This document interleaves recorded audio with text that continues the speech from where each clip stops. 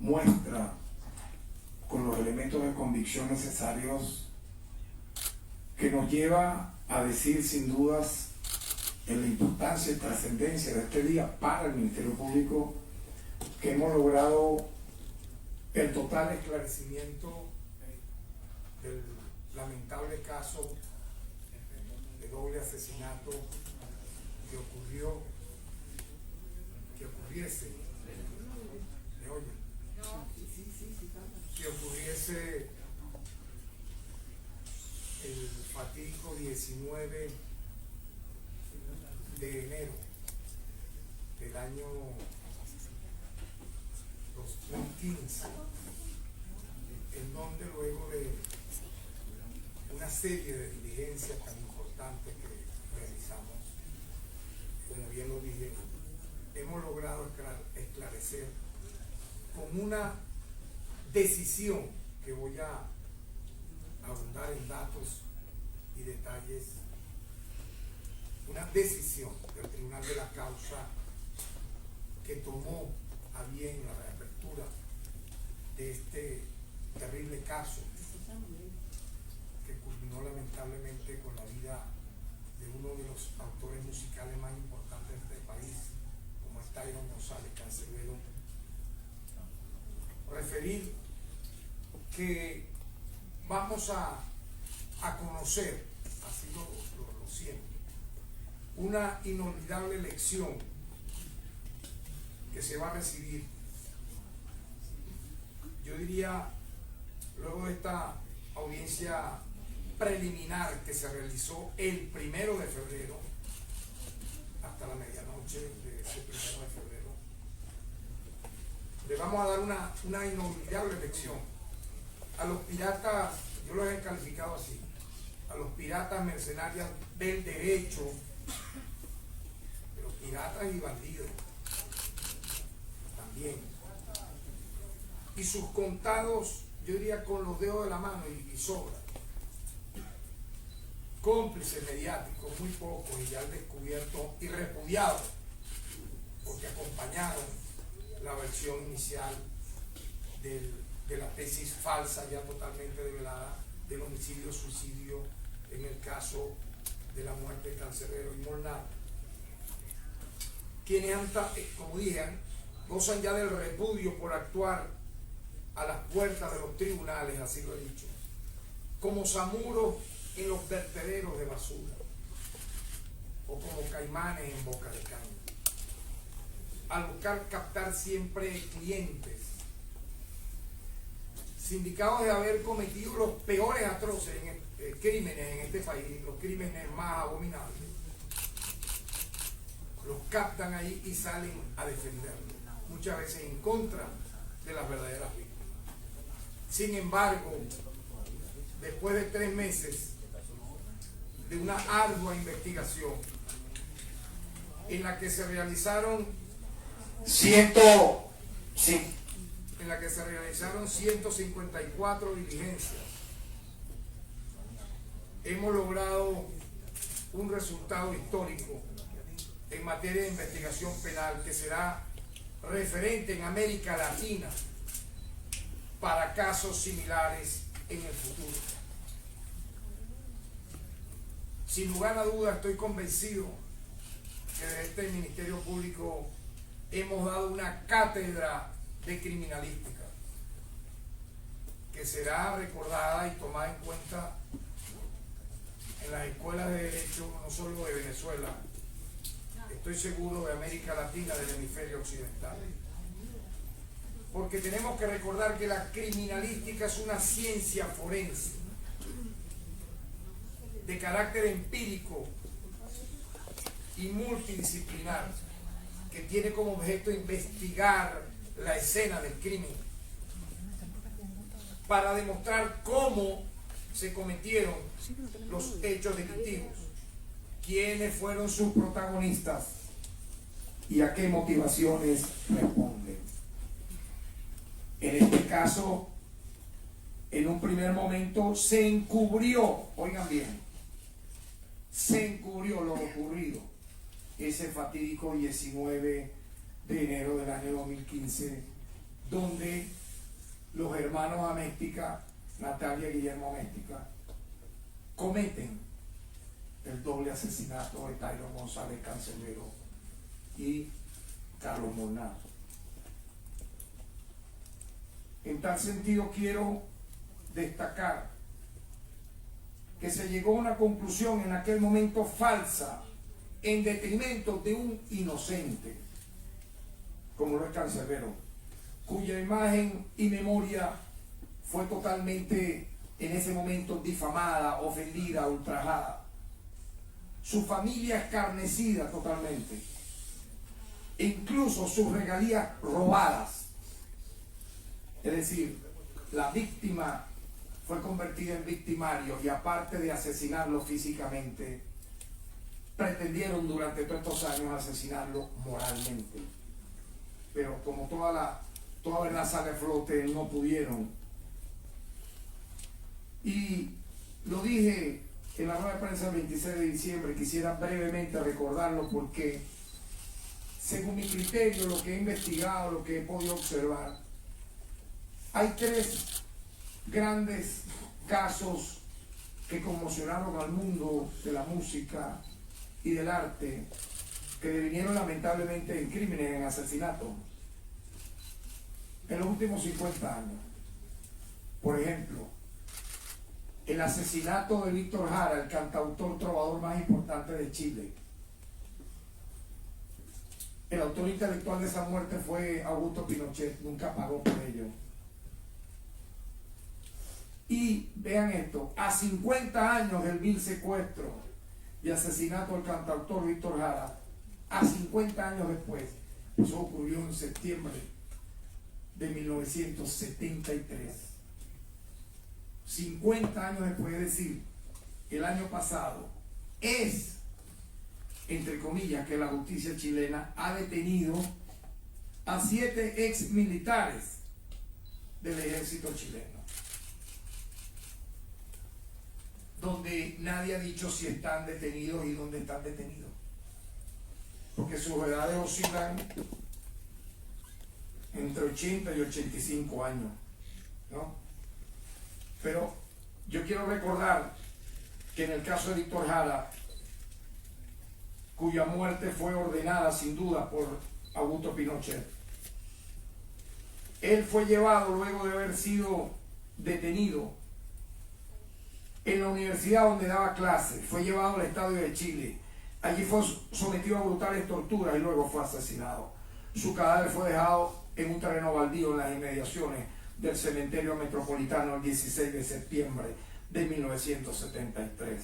El cantautor tenía 56 fracturas óseas, 44 balas en su cuerpo cuando fue encontrado. Apenas tenía 40 años cuando fue asesinado. Los presuntos responsables que han sido detenidos, más nadie ha hablado dónde están, qué hacen, si están en una residencia lujosa, detenidos. Sus edades oscilan entre 73 y 85 años, pero han estado 50 años sin que nadie lo señalara. Y el autor y responsable de la ejecución de Víctor Jara, estando vivo, nadie, ningún tribunal en Chile lo encausó. Incluso estos 7 presuntos asesinos de Víctor Jara enfrentaron su juicio en libertad y no se sabe más nada de ello. Es porque alguna gente comenzó a decir, no, pero ¿y por qué ahora William sabe abre el caso Cancerbero? No, yo tengo que recordar, y así lo voy a mencionar porque es importante, porque las teorías de conspiración no pudieron enlodar para nada esta investigación. Asesinatos como estos, vean ustedes, por ejemplo, en el caso de Víctor Jara esperaron 50 años y ni siquiera se sabe dónde están estos presuntos condenados. Eso no es que es una justicia tardía, 50 años después. Para mi opinión es un aguaje de justicia con lo que le hicieron a Víctor Jara y cómo lo destruyeron, donde quedó impune, aparte de los 5.000 desaparecidos en Chile por parte de la dictadura pinochetista, que protege todavía a muchos de esos asesinos y esbirros. Otro caso similar al de Cancerbero es el de Tupac Shakur, Lo vuelvo a recordar, él es un ícono del rap mundial. Su asesinato ocurrió en Las Vegas en 1996. Y vean ustedes, después de 27 años, en septiembre del año pasado, un hombre fue detenido y acusado por el homicidio de Tupac Shakur.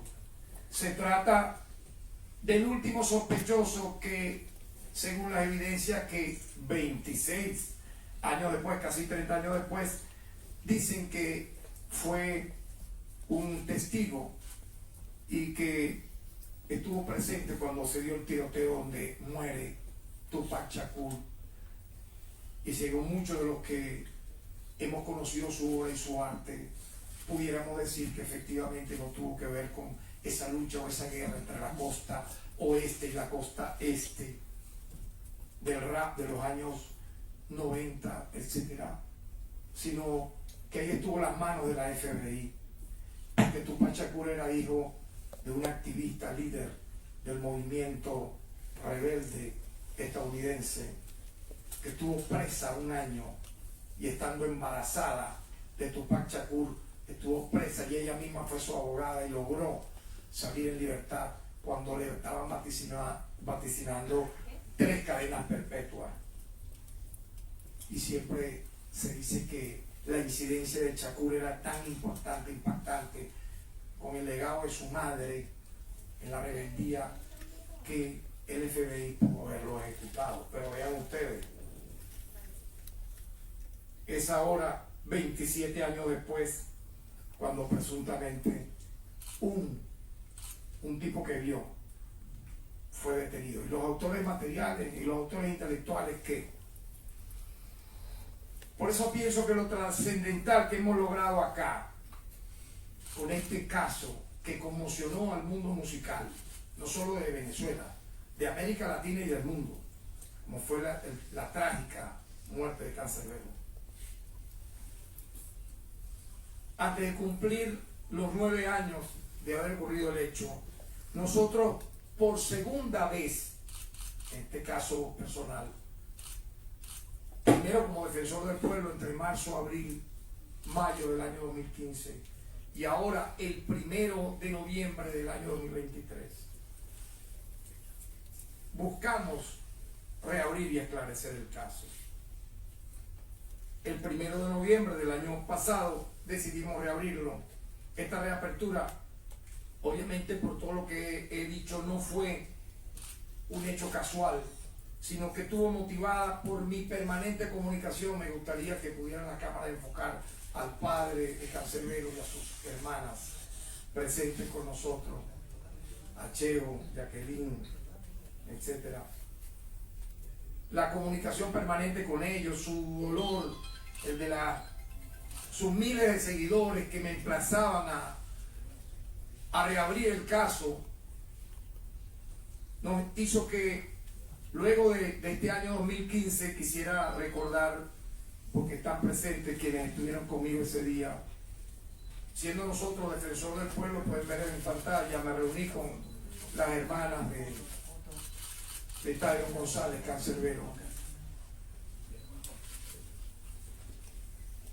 en marzo del 2015, buscando reaperturar el caso.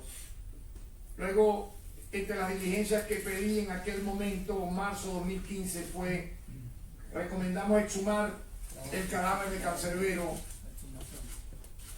Increíble, ¿no? Todo eso de manera cronológica. Lanzamos incluso en ese momento unas teorías que revelaban que él no se había suicidado, sino que lo habían asesinado. Yo recuerdo haber dado una rueda de prensa donde yo hablaba de cómo alguien se va a suicidar y romper unos vidrios, según el testigo estrella, que era referencial Guillermo Améstica, que dice que rompió los vidrios, la propia Natalia, cuando había un boquete en la ventana de la cocina, puesto que las romanillas de dicha ventana fueron sacadas previamente. Y cómo se explica que un esquizofrénico loco que había matado o drogado a alguien sacara la romanilla y luego se lanzara, ¿no? Obviamente entonces el esfuerzo fue sumamente importante de rechazar la actuación del Ministerio Público de la época, que inclusive me informaron que iban a imputar a Cancerbero, como en efecto lo hicieron, porque según los fiscales de la época, Tulio Enrique Mendoza y Yoli Avelina Torres, más los funcionarios del 6CPC Delegación Aragua, según ellos, Tyron González había asesinado a Carlos Molnar y luego se había suicidado. Tanto es así que podemos mostrar en pantalla, y es importante que se vea el bochorno donde efectivamente los fiscales de la época, narrando de manera totalmente tóxica los hechos, referían en la segunda página, se puede ver que Tyron González, quien de acuerdo a la experticia realizada en la presente investigación se comprobó que fue quien diera muerte al ciudadano, quien en vida respondiera el nombre de Carlos Molnar. Imagínense ustedes qué barbaridad. Y allí, bueno, van posteriormente a eso, pueden ver en la otra lámina unos detalles totalmente contaminados de lo que significó una investigación pirata totalmente inducida para mentir, donde al final referían allí que el tipo penal de homicidio previsto y sancionado en el artículo 405 del Código Penal con posterior suicidio del autor del hecho, Tyron González, lo llevaba a ellos a solicitar, como se puede ver al final, el sobreseimiento, ya que el presunto autor de la muerte de Carlos Molnar se había suicidado. O sea, llegaron a ese punto, podemos ver el final con la firma, de dar, esta era la teoría ya oficial, o sea, ya imagínense lo complicado que para mí fue, primero como defensor y ahora como fiscal, ir en contra de una tesis oficial, pero la verdad, como dije, siempre sale a flote y vence, y así ocurrió. Nosotros, no creyendo en dicha versión y teoría, reabrimos el caso y obviamente, yo lo he dicho, lo voy a repetir, yo sí sentía y tuve el sentimiento de que tenía una obligación moral con Tyron González, a quien conocí en persona. Yo lo he dicho, en septiembre del año 2013, en el estudio de tatuaje que tenía frente al Centro Comercial Chacaito, ese gran hermano y genio del arte del tatuaje, Yomico Moreno, pude compartir con él una hora y observar que para nada era un demente, depresivo, esquizofrénico, sino una persona absolutamente pacífica, tranquila, alegre, que en esa hora que compartió con nosotros lo que hacía era cantar sus canciones y compartir con quienes allí estábamos. Y obviamente se explica que hoy, apenas yo comencé a ver el expediente a los días, hubo un hecho revelador que rompe todo lo anteriormente aquí mostrado, entre ellas las infames investigaciones de la Fiscalía de la época y del CCPC, municipio, Delegación Municipal Maracay de aquella época, como fue ver entre una de las fijaciones fotográficas, ver nada más y nada menos que 2 puñaladas en el costado izquierdo que tenía Tyron González Cancerbero y que no fueron reveladas, que no fueron colocadas, que no fueron siquiera tomadas en cuenta en su autopsia. Para nada. Entonces, ¿cómo alguien que recibe 2 puñaladas y así está totalmente comprobado? ¿Cómo? Explíquenme. Ya muerto por las 2 puñaladas, va a caminar a la cocina, va a matar a alguien y se va a lanzar de un 10º piso, por Dios, si ya tenías 2 puñaladas. Todo esto estaba ocultado hasta noviembre del año 2023, que Cancerbero lo habían apuñaleado primero en el apartamento y luego lo lanzaron al precipicio. Nuestra búsqueda, nuestra, vamos a decir así, total documentación, de recabar los elementos de convicción, era ver quiénes fueron los autores materiales e intelectuales, porque ya era un hecho con esa evidencia que él había sido asesinado. Y obviamente eso nos lo dimos cuenta cuando solicitamos el expediente y duró como 7 días para que nos lo dieran, porque vean ustedes, estaban depositados en un archivo totalmente botado en una caja, y allí comenzó el trabajo, un trabajo arduo con muchas diligencias que voy a detallar, donde los expertos determinaron que tanto Natalia como Guillermo ocultaron información crítica relacionada con el fallecimiento de Carlos y Taino, y que el discurso expuesto tanto aquella vez como cuando los entrevistamos en noviembre del 2023 era poco creíble y se veía que estaban aparte mintiendo, ocultando lo que pasó. Lo primero que hicimos fue, aparte de la imputación por falsa atestación de obstrucción a la Administración de Justicia, era detenerlos, imputarlos y darles arresto domiciliario para tenerlos asegurados. El 21 de noviembre del año 2023, la Fiscalía 85 Nacional procedió a realizar imputación formal en sede fiscal en contra de Natalia Améstica y Guillermo Améstica por los tipos penales de falsa atestación y obstrucción a la Administración de Justicia. La investigación científica que fuimos desarrollando nos permitió ir cada vez más descartando la tesis original, que ya la mostré. Tuvieron la desfachatez de hacerla, un escrito en diciembre del año 2015. Nos permitió descartar la tesis original del homicidio-suicidio y construir la verdadera hipótesis.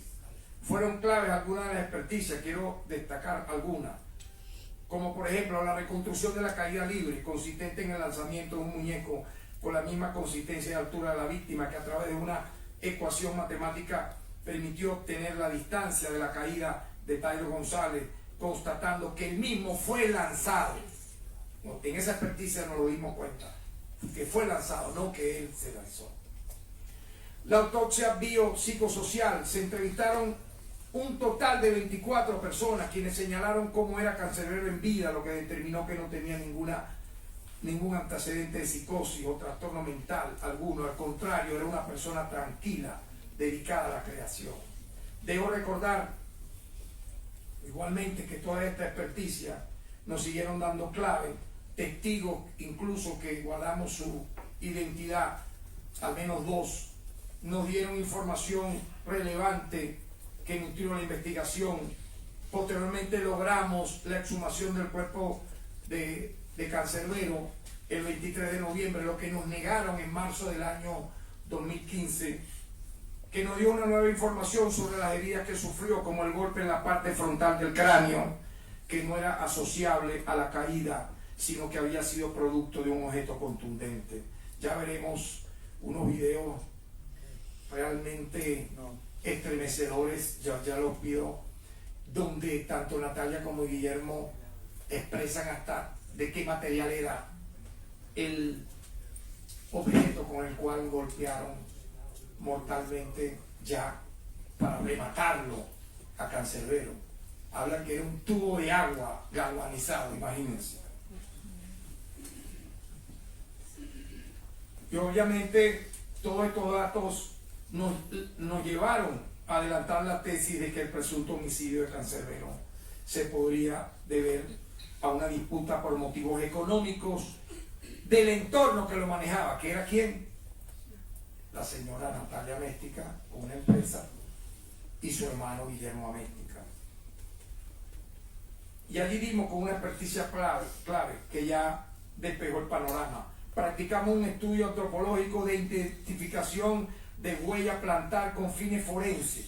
Es la primera vez que se realiza este estudio en Venezuela, el cual fue determinante, pues corroboramos que las pisadas cruentas, es decir, pisadas con sangre, ya veremos el video, reflejadas fotográficamente en el expediente, correspondían a una talla de 37.5, es decir, mucho más pequeña que la de Cancerbero, que que era de 41. O sea, imposible que era él el que caminó hacia la ventana y se lanzase cuando las huellas cruentas bañadas de sangre no eran de él, eran de Natalia Améstica. Esta advertencia dejó claro que Canserbero no había ido hacia la ventana, como dije. Y pasamos a la fase en donde Natalia y Guillermo Améstica, de ser considerados obstructores de la investigación, pasaron a ser considerados posibles coautores. Vean cómo fue avanzando la investigación.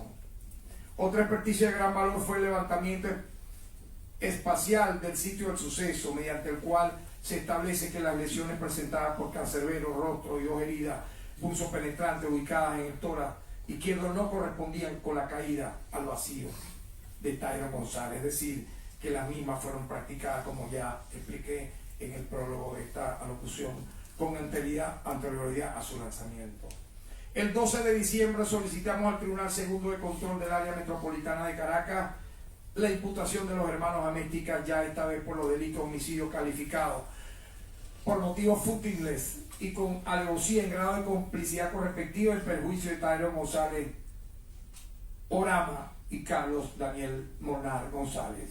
Simulación de hecho punible y agavillamiento. Una vez privado de libertad, procedí a entrevistarlos acompañado de directores y fiscales del Ministerio Público y de su defensa técnica, y de dichas entrevistas que posteriormente derivaron en una audiencia de prueba anticipada de delación hechas el 26 y 27 de diciembre. Ustedes conocieron los avances que dimos en esa rueda de prensa del 26 de diciembre. Debo, por lo tanto, recordar que en fecha del 26 y 27 de diciembre se realizaron dichas audiencias especiales de prueba anticipada bajo el supuesto del artículo 40 del Código Orgánico Procesal ante el Tribunal Segundo de Funciones de Control del Área Metropolitana de Caracas. Se trata de un procedimiento especialísimo donde la persona inmersa en un delito señala no solo las circunstancias en que se suscribieron los hechos, sino también las personas que participaron en la comisión del delito, a los fines de que el Estado establezca las responsabilidades correspondientes. Vean cómo todo tuvo una secuencia impecable para que aprendan los que se disfrazan de abogados y de verdad, no sé, bueno, ¿será que se graduaron estudiando en la escuela? ¿Será? Tal vez entre kinder y sexto grado, en vez de graduarse de primaria, le dieron un título de abogado, porque cuando hablan lo que dan es vergüenza. Y 2 o 3 cómplices que los siguieron han quedado al escarnio público, en el repudio mundial, por seguir diciendo, vamos a ver qué van a decir ahora, luego de esta rueda de prensa, que Canserbero fue el que mató a Carlos Molnar y luego se suicidó. En estas evidencias, los acusados Natalia Améstica y Guillermo Améstica delataron en presencia de su defensa técnica las acciones criminales ejecutadas por ellos y otras personas en contra de las víctimas, Molnar y Canserbero. Por tal sentido y de esa manera, el 8 de enero se consignaron las respectivas acusaciones contra 7 personas involucradas en el doble homicidio. Fueron estas acusaciones que se consignaron el 8 de enero contra María Natalia Améstica y Guillermo Améstica por los delitos de homicidio calificado con alevosía y por motivo fútil en grado de coautoría, obstrucción a la administración de justicia, simulación de hecho punible, falsa atestación ante funcionario público y asociación para delinquir. A Marcos Pratolongo por los delitos de homicidio calificado con alevosía por motivo fútil en grado de cómplice no necesario. Y a 3 exfuncionarios del 6CPC, hoy detenidos, Edgar Trillo, Gilbert Cruz y Teresa Pinto por los tipos penales de obstrucción a la administración de justicia, simulación de hecho punible, corrupción propia agravada y asociación para delinquir. Y la patóloga Solángela Mendoza por los delitos de obstrucción a la administración de justicia, encubrimiento y asociación para delinquir, porque incluso en base a la autopsia que ella hizo, los fiscales determinaron que Cancerbero, imagínense ustedes, de manera totalmente falsa, se suicidó, porque ella colocó que los motivos de la muerte de Cancerbero fueron las fracturas por la caída, pero obvió de manera encubierta, premeditada, las 2 puñaladas que efectivamente se dieron, porque si estás haciendo una autopsia y eres la mejor patóloga del mundo, ¿cómo no te vas a dar cuenta que hay 2 puñaladas, 2 heridas puso penetrantes en el costado izquierdo de quien es en ese momento un cadáver? De tal manera, de forma ya cronológica, y vean ustedes los reveladores históricos de lo que voy aquí a anunciar. El día de ayer, jueves 1 de febrero, se realizó la audiencia preliminar sobre el caso del doble homicidio de Tadeo González Cancerbero y Carlos Molnar, de conformidad con lo establecido en el artículo 309 del Código Orgánico Procesal Penal. Esto es para los 2 o 3, vamos a decir así, mamarrachos de la leguleyería, que tienen 1 o 2 tiktokers que los siguen, más nada. Pero hay millones que nunca le creyeron, pero es bueno siempre recordárselo, ¿ves? Porque debieran renunciar a su vida profesional por tanta maldad, porque Cancerbero y Molnar tienen familia, tienen seguidores. Yo quiero recordar que Carlos Molnar era un bajista considerado el más talentoso bajista del reggae en Venezuela, muy querido. Aparte, obviamente, Cancerbero, por eso eran tan amigos y compartían. Ambos fueron brutalmente asesinados. Y en esa audiencia los fiscales 85 nacional y 62 nacional con competencia plena ratificaron la acusación contra Natalia Améstica, Guillermo Améstica y Carlos Pratolón. Allí frente al juez, los fiscales y su defensa técnica, al ver los más de 100 medios probatorios contenidos, 100 medios probatorios contenidos en la acusación presentada por el Ministerio Público, los ciudadanos María Natalia Améstica y Guillermo Améstica se acogieron al procedimiento especial de admisión de los hechos, de conformidad con lo previsto en el artículo 375 del Código Orgánico Procesal Penal, siendo este procedimiento un derecho procesal que tienen los imputados para evitar un desgaste al Estado, y al admitir los hechos, el tribunal, al momento de dictar la condena, realiza una rebaja que calculan de la misma. No obstante, esta rebaja siempre tomará en cuenta la gravedad de los hechos o delitos ejecutados, y en este lamentable y terrible crimen fueron 2 personas las víctimas, 2 personas asesinadas.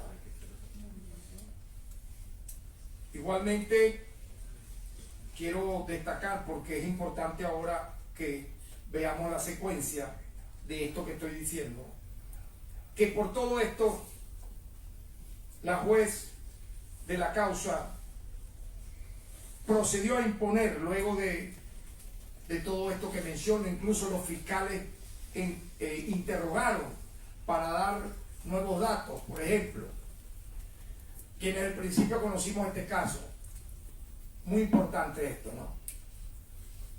Y de hecho, yo lo entrevisté nuevamente porque es una cualidad que tengo como fiscal general de la República. A mí me da pena ajena ver cómo estos títeres de la leguleyería, oye, pero el fiscal general fue y entrevistó y a donde están los detenidos, pero ay, ¿quién me lo impide? Si eso es una facultad, es una cualidad.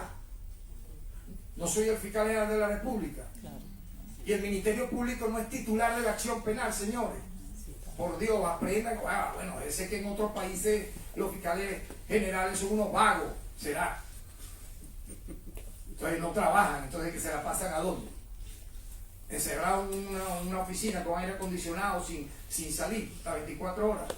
No, que ha ido tantas veces, como 7 veces a entrevistarlo. Ustedes ni saben las veces que yo he podido ir o no. Es mi cualidad, tengo competencia para ello. Y vean, yo en las entrevistas, vamos a ver 2 videos, ya se los voy a decir cuándo. muy reveladores porque siempre había, oigan, un enigma. Había un enigma. ¿Por qué Cancerbero, si mató a Carlos Molnar y estaba vestido, apareció en el piso, lanzado de un 10º piso, en el suelo, lanzado del apartamento de Natalia, desnudo? O sea, desnudo. Y con un blue jean a la altura del tobillo. Y su cuerpo totalmente lavado, bañado. Como defensor del pueblo yo interrogué varias veces, bueno, pero ¿cómo esto se puede explicar? Si tú apuñalas a alguien, le metes 17 puñaladas y una de ellas en la yugular. Narro brevemente un testimonio. Yo pude observar una vez en un ascensor como alguien que estaba a punto de sufrir un colapso de hipertensión, un ACV. La persona venía con su hermano, que era médico, con una aguja. Él se dio cuenta por la manera, me imagino la cara se le puso como morada. Le dio un mínimo toque con la aguja en la yugular. Y créame, ese ascensor se bañó de sangre. Yo le pregunté a los 6 CPC en noviembre, explícame cómo, si a los 6 CPC que ahorita están detenidos, yo los entrevisté, explíqueme si él le metió 17 puñaladas y una en la yugular, cómo su cuerpo, al ser encontrado, no estaba bañado de sangre, de arriba abajo. ¿Y saben qué me dieron? Es que, bueno, la sangre, cuando apuñaló él a Molnar, en vez de salir hacia afuera, se metió adentro de la camisa.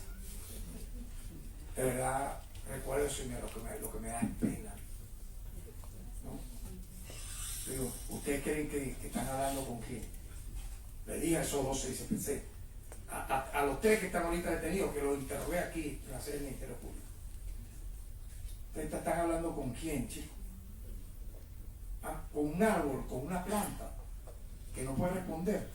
¿Quién va a imaginar que tú das 17 puñaladas y la sangre, en vez de salir hacia afuera, se mete hacia dentro de la camisa? Y yo le digo, ¿y la de la yugular? Que son un chorro de agua que sale. No, es que esa pudo haber sido hacia abajo. No, este tipo tuvo que ver todo el cambio de escena del crimen. Y efectivamente, fueron los que cobraron los $10,000 que le ofreció este señor Guillermo Améstica para cambiar la escena del crimen, ¿no? Y en relación, por ejemplo, a cuál es la prueba de que se suicidó Cancerbero. No, las huellas que van hacia la ventana.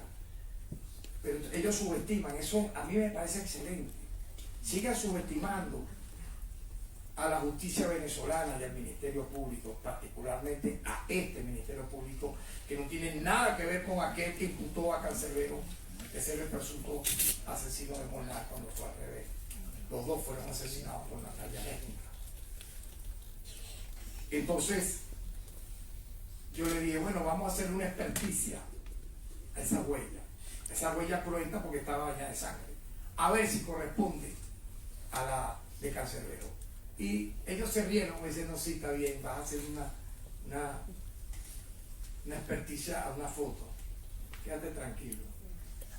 Terminó siendo que la huella, la pisada, medía 37.5 y correspondía a Natalia. Y la de Cancerbero, por unos zapatos que nos dio su padre Cheo, ¿se acuerda Cheo de eso? La huella era de 41. Entonces, ¿cómo vas a caminar hacia la ventana? Si la prueba madre de que él se suicidó era la huella cruenta y no correspondía a Cancerbero. Por eso quiero destacar ahora, quiero que lo veamos en esta cronología importante, por favor. Ya luego de referir lo que voy a decir ahora como detalle, que cuando los entrevisté en la cualidad que me toca, yo le pregunté a ambos cómo estaba vestido Cancerbero el día en que llegó a la casa del Molnar. ¿Por qué llegó a la casa del Molnar? Porque en su apartamento se fue la luz yo pudiera pensar que fue premeditado. Se la pagaron para que viniera a donde Molnar y estuvieran entonces los dos. Eran tan amigos que él a veces se quedaba en esa casa. ¿Ok? 19 de enero del año 2015. Él llega, me dice, Natalia y Guillermo, con un pequeño bolso, con una sola muda de ropa. Y estaba, luego de quitarse el jean y dejarse la franela, con un short, una franela blanca, un short crema, y estaba descalzo, tomándose el té, que ya fue revelado y está la foto, ya lo van a ver en la animación infográfica. Él, adormecido, lo apuñala él estando vestido de esa manera. Y ustedes me preguntarán, ¿y por qué entonces apareció sin desnudo? Ah, porque lo apuñaleaste y toda la ropa se bañó de sangre.